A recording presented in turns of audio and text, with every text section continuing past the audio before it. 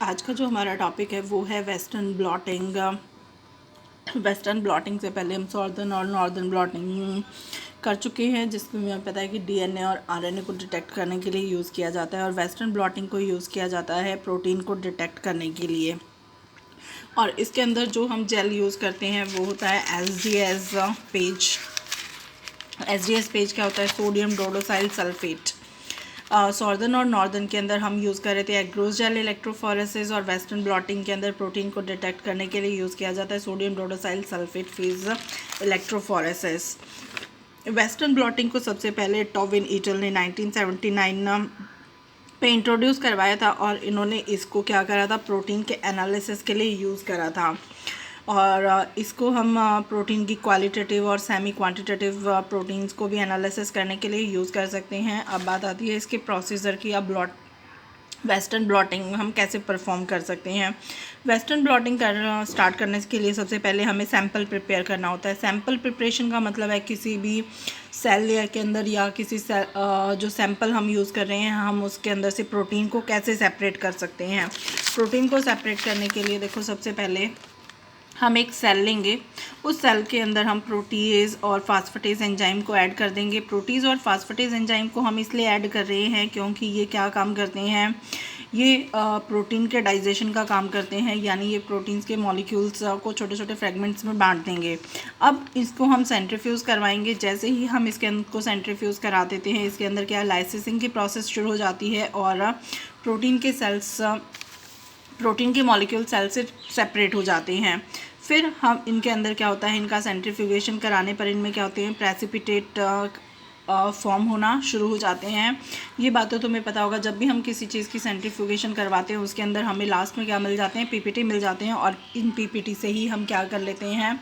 जो प्रोटीन का सैंपल हमें चाहिए उसको हम इसमें से कलेक्ट कर लेते हैं, और आगे की फर्दर प्रोसेस के लिए उसको यूज़ करते हैं। इसके बाद का जो स्टेप होता है वो होता है जेल इलेक्ट्रोफोरेसिस, यानी जेल प्रिपेयर करना। इसमें किस टाइप का जेल यूज़ किया जाता है? इसमें एसडीएस टाइप का जेल यूज़ करा जाता है। अब ये जेल किस टाइप का होगा? ये कुछ इस टाइप का होता है। इसमें हम क्या करते हैं, एक टैंक लाइक स्ट्रक्चर है। इस टैंक में क्या होता है? बफर सॉल्यूशन फिल रहता है। बफर सॉल्यूशन ना किससे मिलकर बना होगा? ग्लाइसिन प्लस मेथेनॉल, और इस बफर सॉल्यूशन की पीएच कितनी होगी? 8.3। अब इसके अंदर हम मेथेनॉल को क्यों यूज़ कर रहे हैं? इसके अंदर मेथेनॉल को हम यूज़ इसलिए कर रहे हैं कि जो प्रोटीन हमें मिली है वो प्रोटीन किसके साथ बाइंड होती है? एसडीएस के साथ बाउंड रहती है, और एसडीएस से प्रोटीन को सेपरेट करने के लिए हम इसमें मेथेनॉल को यूज़ करते हैं। ये मेथेनॉल क्या करता है? इसके OH मॉलिक्यूल एसडीएस के साथ जाकर बाइंड हो जाते हैं, और वहाँ से क्या कर देते हैं? प्रोटीन को सेपरेट करना शुरू कर देते हैं। अब इस बफर टैंक में क्या होता है? एक तरफ कैथोड होते हैं और एक तरफ एनोड प्रेजेंट होता है। हमें ये बात ध्यान देने की होती है कि इस जेल की पोजीशन, जो जेल की पोजीशन है वो हमेशा कहाँ पर होनी चाहिए? कैथोड की तरफ होनी चाहिए, क्योंकि जेल के अंदर क्या होते हैं? एसडीएस बाउंड प्रोटीन प्रेजेंट होती हैं। एसडीएस बाउंड प्रोटीन प्रेजेंट है, तो एसडीएस हमेशा क्या होता है? नेगेटिवली चार्ज होते हैं, तथा एसडीएस नेगेटिवली चार्ज है तो उसके अंदर जो प्रोटीन प्रेजेंट है वो भी क्या हो जाएगी? नेगेटिवली चार्ज होगी, और नेगेटिव चार्ज एक दूसरे को कभी भी अट्रैक्ट नहीं करती हैं। और फिर इसके दूसरी तरफ क्या होगा? पॉजिटिव चार्ज प्रेजेंट होगा, जहाँ पर कि क्या हमारी क्या रखा हुआ है? मेम्ब्रेन प्रेजेंट होगी। अब क्या हो गए? जो नेगेटिव चार्ज के मॉलिक्यूल्स हैं, प्रोटीन के मॉलिक्यूल या एसडीएस, उसका फ्लो किस तरफ होने लग जाएगा? एनोड की तरफ उनकी मूवमेंट होने लग जाती हैं, जो कि पॉजिटिवली चार्ज है। पॉजिटिवली चार्ज पर क्या है? एनोड पर जो मेम्ब्रेन प्रेजेंट होती है, इसलिए जब इस टैंक को जब हम बंद कर देते हैं और इसके अंदर इलेक्ट्रिसिटी प्रोवाइड करवाते हैं, तो क्या होगा? इसके मॉलिक्यूल कैथोड से एनोड की तरफ जाना ट्रांसफ़र हो जाएंगे। और जो ये प्रोटीन के मॉलिक्यूल सेपरेट होते हैं वो किस बेस पर होते हैं? उनके मॉलिक्यूलर वेट के अकॉर्डिंग। जिनका मॉलिक्यूलर वेट ज़्यादा होगा वो क्या होंगे? पहले सेपरेट हो जाएंगे। मॉलिक्यूलर वेट जिनका कम होगा वो बाद में सेपरेट होंगे। इसी तरह से जितने भी सैंपल्स हमने डाले हैं उनके अंदर मॉलिक्यूलर वेट के अकॉर्डिंग प्रोटीन का सेपरेशन होना शुरू हो जाता है। और इसके बाद हम क्या करेंगे? जेल प्रिपरेशन के बाद हम इस प्रोटीन को ट्रांसफ़र करना शुरू कर देते हैं। प्रोटीन को ट्रांसफ़र करने के टेक्निक को ब्लॉटिंग भी कहते हैं, कि हम उसको प्रोटीन को किसके ऊपर, मेम्ब्रेन के ऊपर ट्रांसफ़र कर रहे हैं। और यहाँ पर जो ब्लॉटिंग मेम्ब्रेन यूज़ करी जाती है वो मोस्ट इंपॉर्टेंट क्वेश्चन बनता है। नाइट्रोसेलुलोज और पीवीडीएफ मेम्ब्रेन को हम यूज़ करते हैं। सिर्फ हम नाइट्रोसेलुलोज या पीवीडीएफ मेम्ब्रेन को ही यूज़ क्यों कर रहे हैं, क्योंकि इनके अंदर प्रोटीन के मॉलिक्यूल्स को बाउंड करने की कैपेसिटी होती है।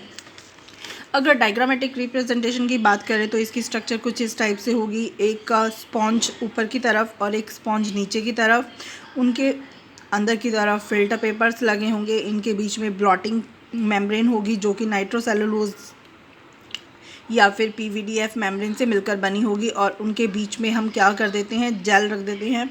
जब इनको प्रेशराइज करा जाता है तो जो भी जेल के अंदर हमारा एसडीएस बाउंड प्रोटीन है वो कहाँ पर जाकर जाना शुरू हो जाता है, इस मेम्ब्रेन के ऊपर ट्रांसफ़र होना शुरू हो जाता है। जैसे फॉर एग्जांपल ये SDS page separation of protein sample हमारा जेल था, इस जेल के अंदर ये प्रोटीन सेपरेट होना शुरू हो गई। अब ये जो प्रोटीन सेपरेट हुई है इसके लिए हम क्या करेंगे, सैंडविच प्रिपेयर करेंगे। सैंडविच प्रिपेयर यानी ब्लॉटिंग टेक्निक करेंगे। ब्लॉटिंग के अंदर क्या हो गया, ये देखो ऊपर स्पॉन्ज, इधर स्पॉन्ज, इनके इधर की तरफ क्या हो गए फिल्टर पेपर, और बीच में क्या होगी मेम्ब्रेन और जेल। अब इस पे हम क्या करेंगे, इस जेल मेम्ब्रेन को क्या करेंगे, ट्रांसफ़र कर देंगे। Electrophoretically transfer of protein sample on PVDF membrane के ऊपर इसको क्या करते हैं, हम ट्रांसफ़र कर देते हैं।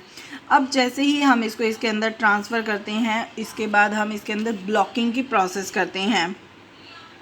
अब ये ब्लॉकिंग की प्रोसीजर क्या होती है, इसको समझते हैं कि ये देखो, blocking is an important step in the western blotting to prevent antibodies from binding to the membrane. Non-specifically, the most commonly used typically blockers are BSA and non-fat dry milk. इसमें क्या होता है कि नॉन फैट ड्राई मिल्क या BSA को हम blocking के लिए यूज़ करते हैं। इसमें जो हमने जेल या मेम्ब्रेन तैयार करी है उसे हम BSA और नॉन फैट ड्राई मिल्क के सॉल्यूशन में कुछ टाइम के लिए डिप करके छोड़ देते हैं। इसको डिप करने से क्या होगा, ये और तो पूरे एरिया को कवर कर लेगी, बस उस एरिया को कवर नहीं कर पाएगी जहाँ पर भी कि मेम्ब्रेन के ऊपर प्रोटीन प्रेजेंट है। तो यानी सिर्फ और सिर्फ वो एरिया रह जाएगा जहाँ पर कि प्रोटीन प्रेजेंट है, अदरवाइज़ पूरा एरिया ब्लॉक हो जाएगा। वो आगे फर्दर उसके अंदर कोई भी रिएक्शन नहीं हो पाएगी। तो इस स्टेप के अंदर हमने क्या करा, इस मेम्ब्रेन को ब्लॉक कर दिया, सिर्फ और सिर्फ इस एरिया को छोड़ दिया जहाँ पर कि प्रोटीन आकर अटैच हो सकते हैं। अब इस पर क्या कर सकते, अब इसके ऊपर हम क्या करेंगे, प्राइमरी एंटीबॉडीज़ का अटैक करवाएंगे। अब ये प्राइमरी एंटीबॉडीज़ क्या हो सकते हैं, प्राइमरी एंटीबॉडीज़ को हम या तो मार्केट से परचेज़ भी कर सकते हैं या फिर हम इनको का डिज़ाइन भी मार्केट में तैयार करवा सकते हैं। अब मार्केट से परचेज़ करने का मतलब या इनका डिज़ाइन करने से क्या मतलब है कि जैसे हम क्या करते हैं, किसी माउस के अंदर कुछ एंटीविजन्स को इंजेक्ट करवाते हैं और फिर उनके इम्यूनो सेल्स को आइसोलेट करने के बाद जो मटेरियल या सेल्स हमें मिलती हैं वो क्या बनाती हैं, एंटीबॉडी फॉर्मिंग सेल्स होती हैं। इन एंटीबॉडी फॉर्मिंग सेल्स को हम क्या करते हैं, इस मेम्ब्रेन के ऊपर इंजेक्ट करवाते हैं। क्योंकि हम इस मेम्ब्रेन को ऑलरेडी बाउंड कर चुके हैं तो ये प्राइमरी एंटीबॉडीज़ होती हैं, क्या करती हैं, इसके ऊपर मेम्ब्रेन के साथ बाउंड नहीं हो पाएंगी, सिर्फ और सिर्फ उस एरिया पर बाउंड होंगी जहाँ पर कि प्रोटीन अटैच थे। तो ये प्रोटीन के साथ प्राइमरी एंटीबॉडीज़ अटैच्ड हो गई। जैसे ही प्राइमरी एंटीबॉडीज़ अटैच्ड हो जाती हैं उसके अंदर हम सेकेंडरी एंटीबॉडीज़ को प्रोवाइड करवाते हैं। सेकेंडरी एंटीबॉडीज़ कैसे बनेंगी, सेकेंडरी एंटीबॉडीज़ अगर हम प्राइमरी एंटीबॉडी माउस से बना रहे हैं तो माउस के अंदर बनेगी, और अगर हम रैबिट से प्राइमरी एंटीबॉडी ले रहे हैं तो वो रैबिट के अंदर ही सेकेंडरी एंटीबॉडी बनेगी। यानी एंटी माउस एंटीबॉडी या एंटी रैबिट एंटीबॉडीज़ का फॉर्मेशन इसके अंदर हम करते हैं। लेकिन जो सेकेंडरी एंटीबॉडीज़ हम इसके अंदर इंजेक्ट कर रहे हैं उसमें एक चीज़ होती है कि उनके जो टॉप पर होते हैं एंजाइम्स प्रेजेंट होते हैं और एंजाइम्स यहाँ पर डिटेक्टर का काम करती हैं। और ये डिटेक्टर क्या हो सकते हैं, रेडियो लेबल्ड भी हो सकते हैं या फ्लोरोसेंट भी हो सकते हैं। अब जैसे ही सेकेंडरी एंटीबॉडीज़ को प्राइमरी एंटीबॉडीज़ के ऊपर ट्रांसफ़र कर दिया जाता है, फिर हम इनको क्या करते हैं, एंटीबॉडीज़ को इंक्यूबेट करते हैं। और इंक्यूबेट करने के कारण क्या होता है, फिर इनको बहुत अच्छे से बफर सॉल्यूशन के अंदर वॉश किया जाता है। वॉश करने के कारण क्या हो जाते हैं, ये एंटीबॉडीज़ तो सेपरेट हो जाते हैं और प्रोटीन इनसे जाकर सेपरेट हो जाती है। लेकिन ये जो सेपरेशन होती है वो हमें दिखाई नहीं देती। उसको देखने के लिए हम या तो फ्लोरोसेंट मेथड को यूज़ कर सकते हैं या फिर इनकी एक्सरे फिल्म निकल सकते हैं, जिसको कि ऑटो रेडियोबायोग्राफी कहते हैं। इस ऑटो रेडियोग्राफी के अंदर क्या होते हैं, हमें इजीली डिटेक्ट हो जाता है कि कितने मॉलिक्यूलर वेट का प्रोटीन मॉलिक्यूल इससे सेपरेट हुआ है। और इस ब्लॉटिंग टेक्निक में हम क्या करते हैं, प्रोटीन के मॉलिक्यूल्स को यूज़ कर लेते हैं। अब ये जो प्रोटीन डिटेक्शन या विजुअलाइजेशन हुआ है, इसको मेनली किसके लिए यूज़ करता है, जो HIV का टेस्ट होता है या BSc के जो टेस्ट होते हैं उसके अंदर हम इन ब्लॉटिंग टेक्निक्स को बहुत ज़्यादा यूज़ करते हैं। अगर हम बात करें इसके फ्लो चार्ट की, कई बार क्वेश्चन आ जाता है ईजिली 1 नंबर का कि वेस्टर्न ब्लॉट को फ्लो चार्ट से समझाओ। तो सबसे पहले हम क्या करते हैं, वेस्टर्न ब्लॉट के लिए सैंपल प्रिपेयर करते हैं। सैंपल प्रिपेयर करने के बाद इसके अंदर जेल प्रिपेयर कराएंगे, जिसको कि इलेक्ट्रोफोरेसिस करते हैं। इलेक्ट्रोफोरेसिस इसके अंदर हम क्या SDS पेज को यूज़ कर रहे हैं। फिर इलेक्ट्रो ट्रांसफ़र करेंगे। फिर इलेक्ट्रॉन ट्रांसफ़र करने के बाद हम उसको ब्लॉक कर देंगे। ब्लॉक हम इसलिए कर रहे हैं ताकि जो उसकी मेम्ब्रेन है उसके साथ एंटीबॉडीज़ जाकर अटैच ना हो, एंटीबॉडीज सिर्फ और सिर्फ प्रोटीन के साथ बाउंड हों।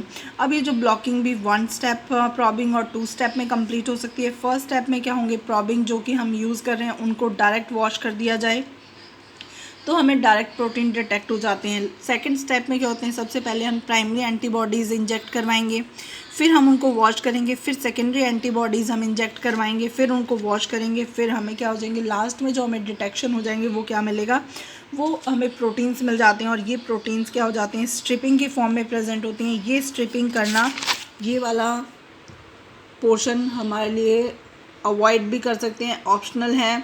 अगर हम क्लियरली चाहते हैं कि प्रोटीन हमें मिले तो ये वाला ऑटो रेडियोग्राफी कर सकते हैं, नहीं तो अदरवाइज़ यहाँ तक इस वॉशिंग एरिया तक हम इसको करके प्रोटीन्स को डिटेक्ट कर सकते हैं। ओके।